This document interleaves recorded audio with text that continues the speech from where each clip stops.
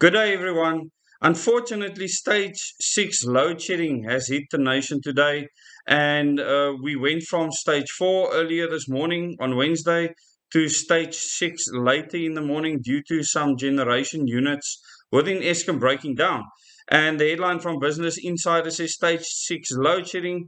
What it means and how bad it is. Eskom implemented stage 6 load shedding late on Wednesday morning, citing a high number of breakdowns since midnight.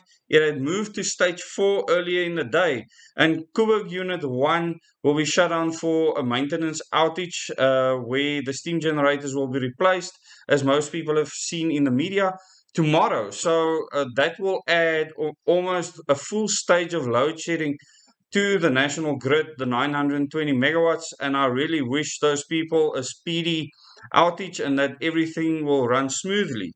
So, at this stage, what does it mean to be at stage 6 load shedding?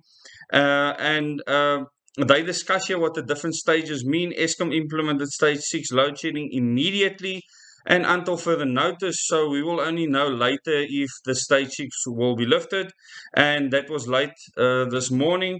Stage 6 is necessary due to a high number of breakdowns since midnight, as well as the requirement to strictly preserve the remaining emergency generation reserves, it says.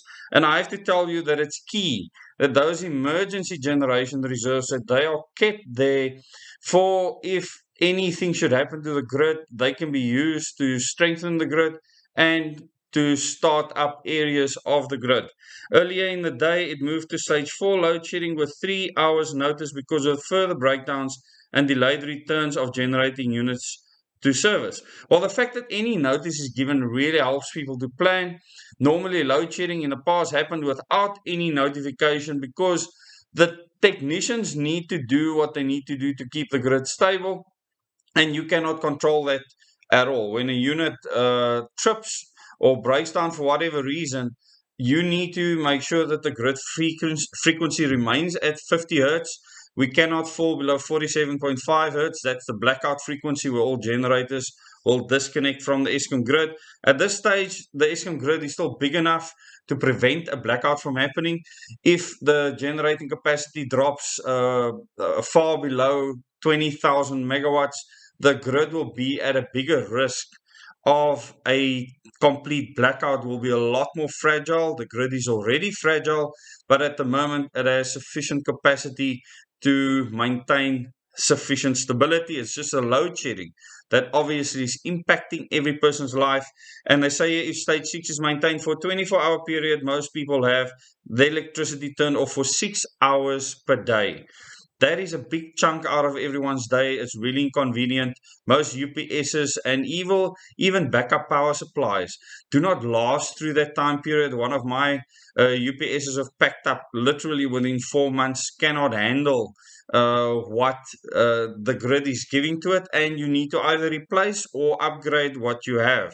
And the people supplying portable power stations as well as UPSs are having a field day at the moment. You can go and read the rest of the article, and I will give you a link in the description below the video as well as in the first comment. But just remember that you need to do what you can to become as energy independent as you can during these times. It cannot get better in the short term. It's not possible.